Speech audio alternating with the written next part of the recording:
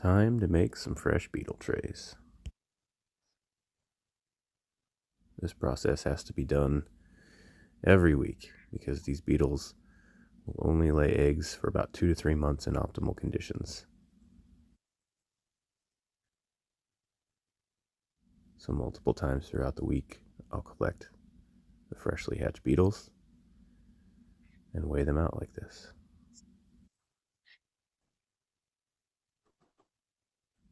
Right now I'm putting about 1,500 to 1,700 beetles in each tray, and then I will rotate those beetles out of those trays once a week for 2.5 months. At that point, they're basically done laying eggs, and that tray is removed.